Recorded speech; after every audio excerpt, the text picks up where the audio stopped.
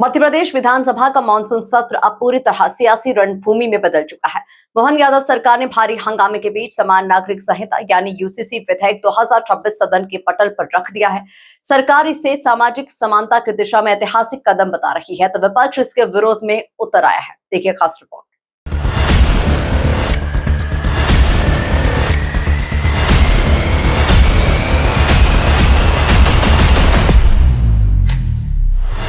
MP news पर नहीं देखा तो कहीं नहीं देखा। हंगामे के बीच विधानसभा में यूसीसी विधेयक पेश। एमपी के इतिहास में होगा क्रांतिकारी बदलाव। काले कपड़े में पहुंचे कांग्रेस विधायक पर भड़के रामेश्वर शर्मा। बिल पेश होते ही विपक्ष ने किया जोरदार हंगामा। जयवर्धन बोले, यूसीसी नहीं, समान शिक्षा संहिता लाओ।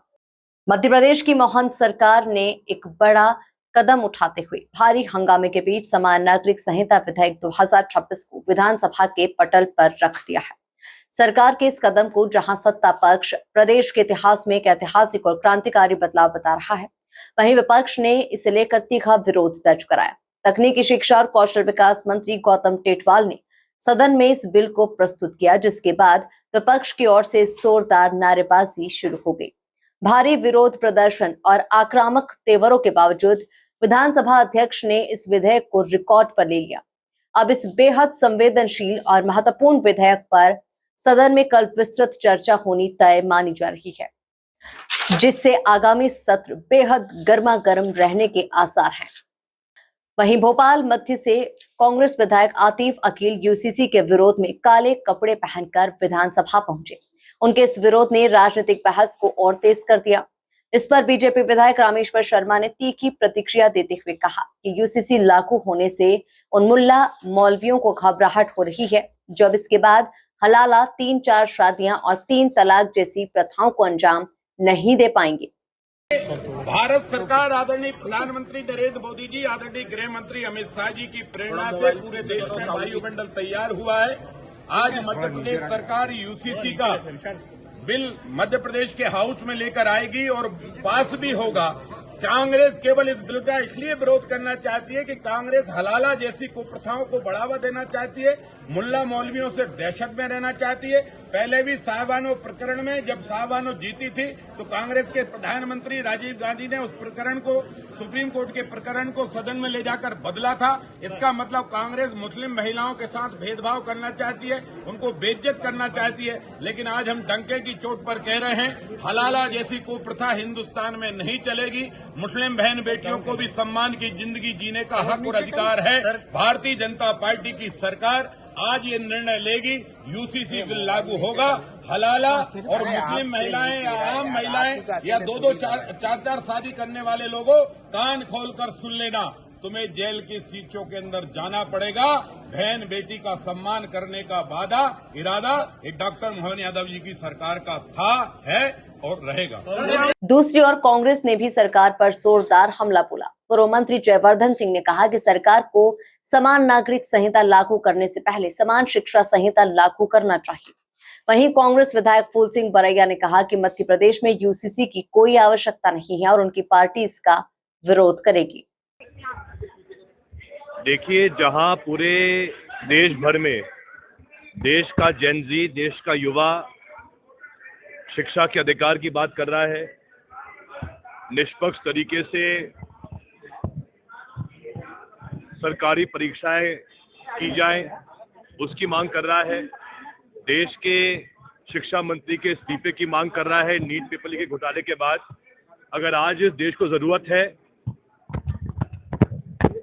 तो एक नई शिक्षा नीति की है।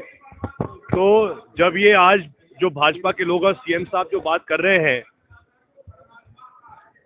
सामान्य नागरिक संहिता की, यूनिफॉर्म सिविल कोड की, तो मेरा उनको सलाह है कि पहले तो आप सामान्य शिक्षा संहिता लागू करो, जिसके माध्यम से प्रदेश और देश के हर शिक्षित युवा को सही शिक्षा मिल पाए, निष्पक्ष तरीके से हर सरकारी परीक्षा हो। क्योंकि भाजपा के राज में ये प्रथा बन गई है कि एक सरकारी परीक्षा, चाहे वो नीट की हो, चाहे वो सरकारी भर्ती की हो, यूपीएससी की हो, हर जगह भाजपा के दलाल हावी हो गए हैं। वो पैसों के आधार पर भर्तियां कर रहे हैं, जबकि देश को एक ऐसी व्यवस्था कांग्रेस ने दी थी जहां योग्यता के आधार पे भर्तियां होती थी, चाहे वो सरकारी परीक्षा की हो, सरकारी भर्ती परीक्षा की हो। लेकिन इस सरकार ने वहां पर भी इतने बड़े स्तर पे घोटाला कर दिया है। इसलिए मैं कहना चाहूंगा, पहले तो हम बात करें यूनिफॉर्म एजुकेशन कोड की और फिर बात करें यूनिफॉर्म सिविल कोड की।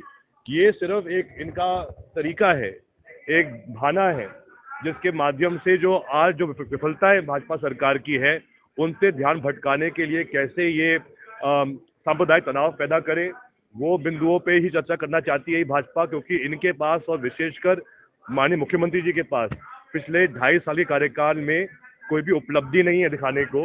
इसलिए ऐसी बातों पे वो आज चर्चा करना चाह रहे हैं विधानसभा के अंदर।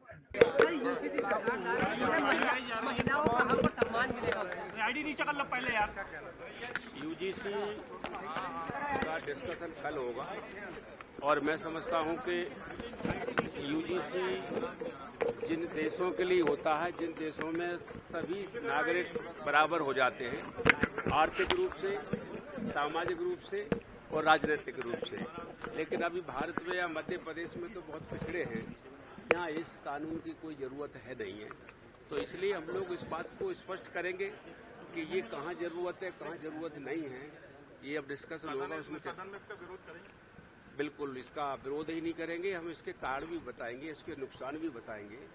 जब तक पूरे देश में, पूरे राज्य में राजनीतिक बराबरी, सामाजिक बराबरी, आर्थिक बराबरी नहीं आ जाती है, तब तक ये यूजीसी का कोई मतलब नहीं रह जाता है। ये हम बात को स्पष्ट भी करेंगे सदन के अंदर में, और कहेंगे कि जब इनको पहले इनको पूरा करिए, उसके बाद यूजीसी आ जाएगा, तो यूजीसी फिर काम का लागू भी होगा और नागरिकों को उसका लाभ भी होगा। समान नागरिक संहिता पर मध्य प्रदेश विधानसभा में सियासी संघर्ष अब और तेज होने के संकेत हैं। एक और सरकार इसे ऐतिहासिक सुधार बता रही है, वहीं दूसरी ओर विपक्ष इसके विरोध में पूरी ताकत झोंकने की तैयारी में है। अब सबकी नजर सदन में होने वाली विस्तृत चर्चा और इस विधेयक की आगे की प्रक्रिया पर टिकी है। Bureau report, MP news Bhopal.